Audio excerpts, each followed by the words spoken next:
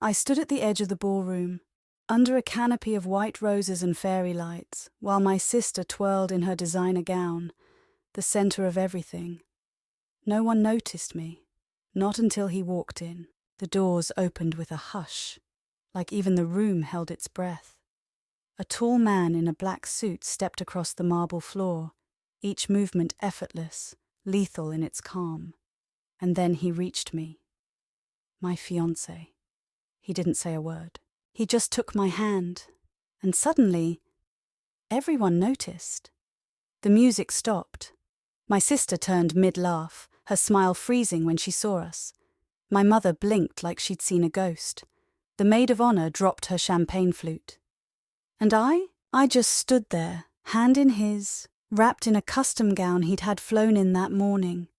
Silk that whispered against my skin, diamonds glinting at my collarbone. I saw the questions in their eyes. Who is he? What is she doing with him? Why didn't we know?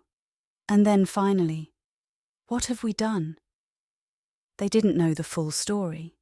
Not yet, but they would. Because just 24 hours ago, I was invisible. The bridesmaid no one wanted in the photos, the sister they seated by the kitchen doors, the one they whispered about behind closed doors. But now I was the woman no one would ever forget. I wasn't even supposed to be in the wedding party. The original plan, or at least the one they told me, was that I'd come as a guest, quiet, unnoticed. Simple but present, as my mother had said in the group chat. Then, 2 days before the wedding, I got a text from my sister. No greeting, no heart emoji, just this. Bridesmaid dress for you is at the back of Mom's closet. Try not to be late for rehearsal. No. Would you like to join? No, it would mean a lot. Just an obligation dropped on me like a formality. And of course the dress didn't fit. It was 2 sizes too big. The colour washed me out completely. And it looked like something left over from a prom in 2008. I held it up in front of the mirror and laughed. Not because it was funny, but because it was so predictable. That's what I'd always been to my sister. The extra, the backup, the one you keep just in case a real bridesmaid cancels. Growing up, it had always been that way. Caroline was the golden child. She was the one with the flawless skin, the high-pitched laugh, the natural talent for saying the right thing at the right time. Everyone adored her. And me? I was sweet, quiet, reliable. I was the one who didn't make waves, who didn't take up space, who helped clean up after her parties, who drove her home when she got dumped, who lent her money when she got fired from her 3rd job. I was the girl in the background of all her photos, the one whose name people forgot. So when the wedding came around, I expected nothing more than a back row seat and a glass of cheap champagne, and I would have been fine with that, honestly. I didn't care about being centre stage. I just wanted to be there, to support her, because that's what I've always done, even when it cost me more than she ever knew. But when I showed up for the rehearsal dinner, something shifted. It wasn't the way she hugged me with one arm, barely looking at me. It wasn't even the table I was assigned. Right next to the kitchen doors, with the waitstaff brushing past my chair every 2 minutes. It was the way she introduced me, not as her sister, not even by name. Just, oh, that's just my +1. Don't worry about her. I stood there, smiling like an idiot, holding my coat, while everyone laughed and toasted and passed around memories I was never part of. Even my mother didn't say anything. She just gave me that look. The one that said, "Don't make a scene." So I didn't. I sat down. I smiled. I swallowed the knot in my throat along with my flat Prosecco. But that night, in the hotel bathroom, I stared at my reflection and wondered why I kept coming back, why I kept trying, why I kept pretending that being part of their world didn't cost me pieces of myself. Alex had asked me, months ago, if I even wanted to go to the wedding. "You know you don't owe them anything," he said gently. And I'd laughed, like I always did, and said, "It's fine. It's family. But now, sitting on that hotel bed in my oversized dress and faded makeup, all I could think was, no, it's not fine. It's never been fine. And for the first time, I didn't feel guilty about thinking that. I felt angry, not the fiery kind that burns hot and fast, the quiet kind, the deep, steady kind that builds behind your ribs until it demands action. So I did the one thing they never expected me to do. I texted Alex. I changed my mind. Come to the wedding, he replied within seconds. What time? Come just before the first dance. Got it. I'll bring a surprise. I didn't ask what. I didn't need to. Because I knew Alex. He never raised his voice, never showed off, never acted like his bank account defined him. But when he showed up, the world noticed. And finally, for once in my life, I was ready to be seen. The morning of the wedding, no one asked if I'd slept, which was probably for the best, because I hadn't. Instead, I lay in bed for hours, staring at the ceiling of the hotel room while my sister's laughter echoed down the hallway. Her voice was unmistakable, loud, bubbly, sharp at the edges. The sound of someone who always believed the world was hers. I stood in the corner during her hair appointment. I held her mimosa during makeup. I handed her bobby pins and double-checked the playlist and adjusted the straps on her heels, while the maid of honor complained about her diet. No one offered me breakfast. No one asked how I was doing. At one point, Caroline turned to me, eyes wide and fake sweet, and said, "You should really be grateful, you know. A lot of people wouldn't even include their sister in a wedding this important." She said it like she was doing me a favor, like I hadn't given her half my savings when she wanted to go to Europe after college, like I hadn't helped raise her self-esteem every time she came home crying over boys who never deserved her, like I hadn't spent my life being available. And now I was a favor, a prop in her story. The final blow didn't even come from her. It came from her new mother-in-law, of all people. The woman had cornered me by the catering station as the florist fluffed the centerpieces. She leaned in, perfume sharp and expensive, and said with a smile that didn't reach her eyes, "Now, who exactly are you again? Are you the maid or just the +1? I didn't answer.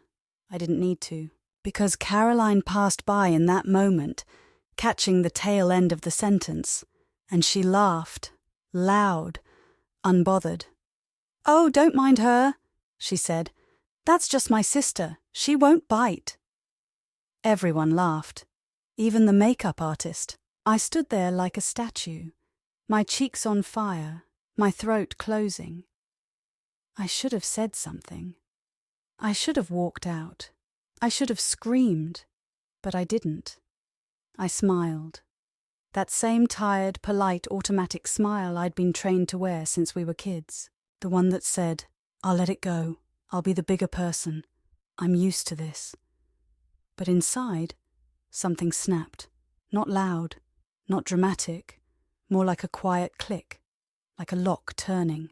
And I knew in that exact moment I would never let them do this to me again. I slipped out before the ceremony started. No one noticed, not even my mother. I walked back to the hotel, changed out of that shapeless, dusty rose gown and stared at myself in the mirror. Mascara smudged, hair undone, jewelry cheap and borrowed. I looked like someone I didn't recognize, someone small, someone breakable, but that wasn't me. Not anymore. I opened the closet, pulled out the white silk box Alex had sent me months ago, the one I promised I wouldn't need.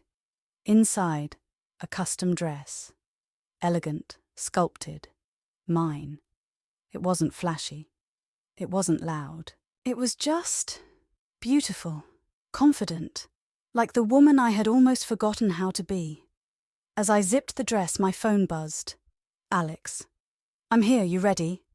I looked in the mirror, smoothed the fabric, straightened my spine, and texted back, "I've never been more ready."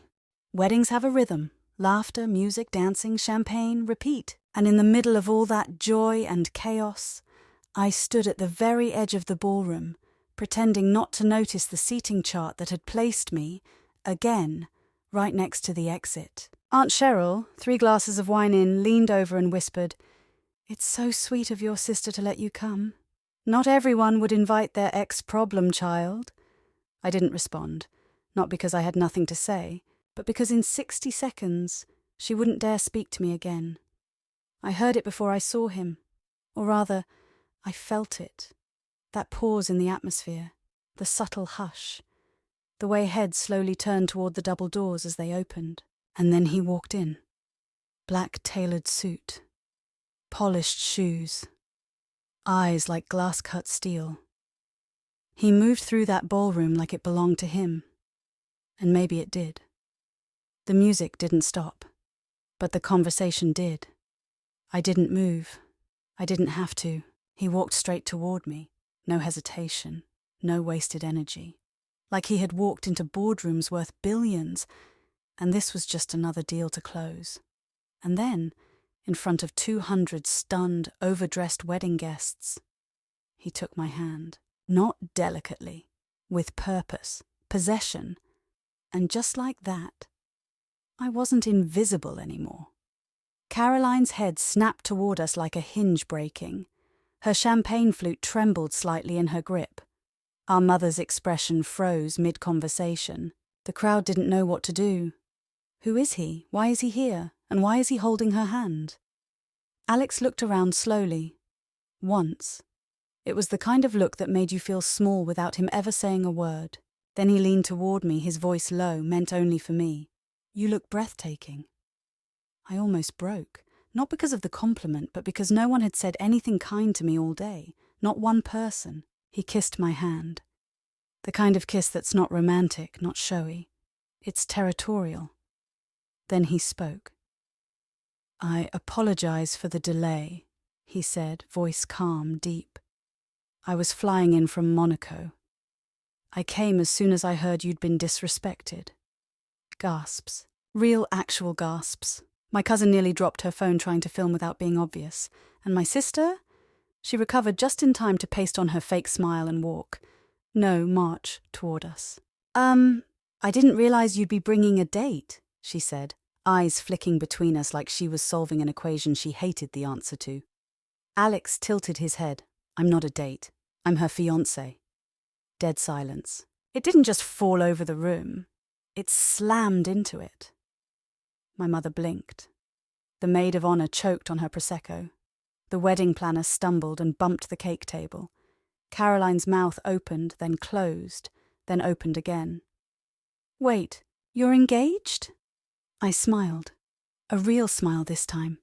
"Yes, for almost 8 months." She actually staggered back a step. I almost felt bad. Almost. Alex turned to me again and said softly, "Would you like to stay?" I didn't even look around. "No." He nodded. "Then let's go." And just like that, he offered me his arm. I took it and we walked out.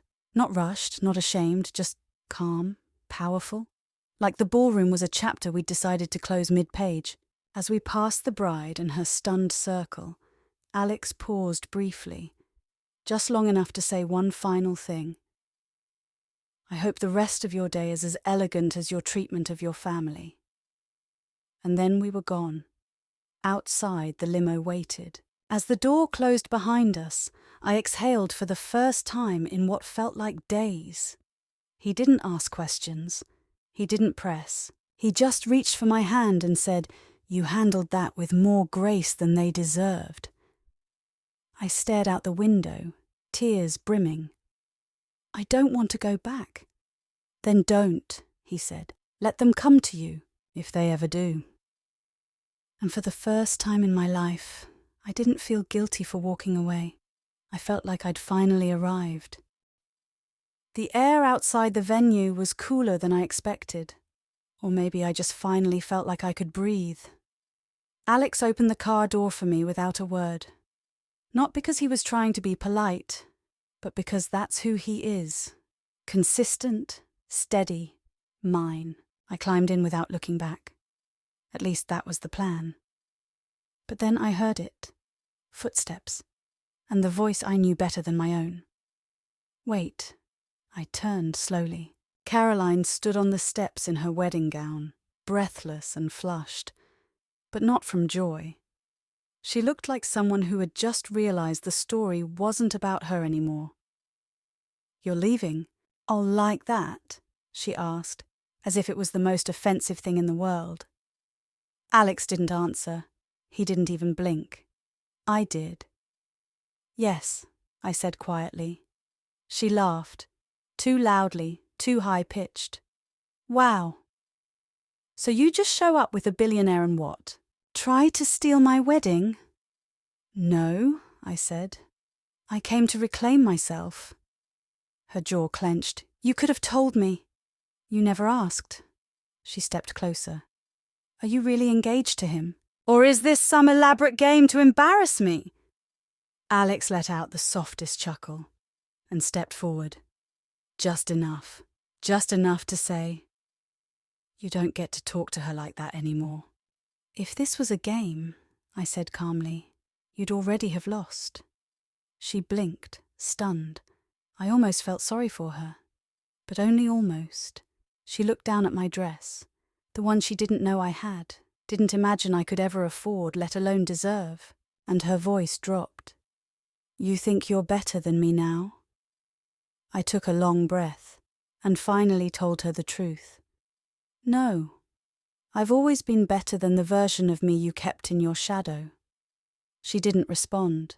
There was nothing left to say, and the silence between us felt more powerful than any scream ever could have been. She had spent a lifetime being loud, and I had spent a lifetime surviving her. Now, I didn't have to.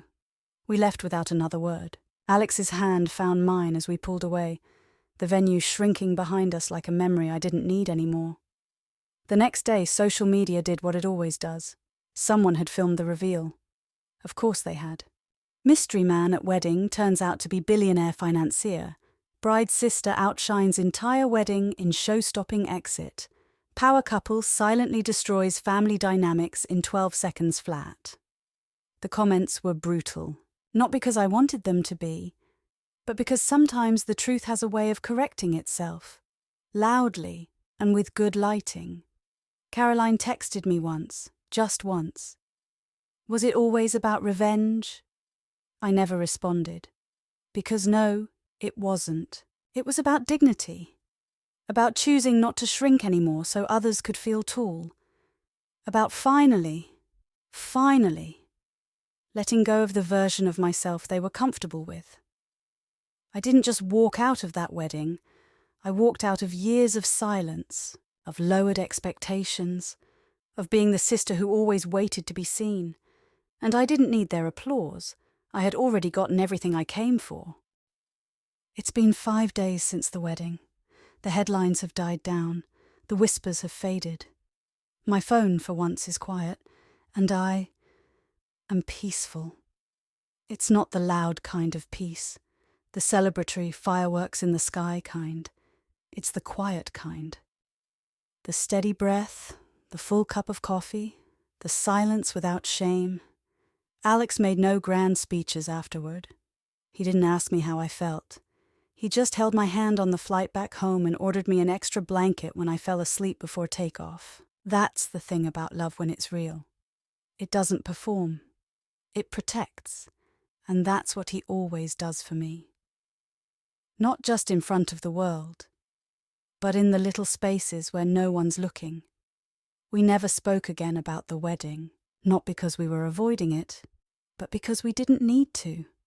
There was nothing left to explain, no more justification to offer people who never truly saw me. They had already written their version of the story, and now I was writing mine. I still think about Caroline, not with hate, not even anger anymore, just distance. We haven't spoken since I left her on the steps in that dress she thought gave her all the power. And maybe we never will. Maybe that was the final chapter in a book I'd been trying too long to finish.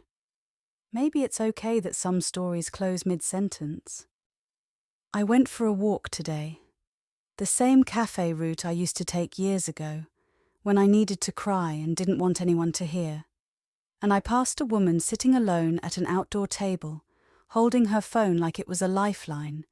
She looked tired, not in the physical sense, but tired in that soul-deep way, like she had spent too long holding up everyone else's world and had forgotten she had one of her own. And for a moment, I saw myself in her. Not the woman who walked out of that wedding, but the woman who almost didn't. So I did something I never thought I'd do. I walked up, smiled gently and said, "Whatever it is, you're not wrong for wanting more." She looked startled, then grateful. Sometimes that's all we need.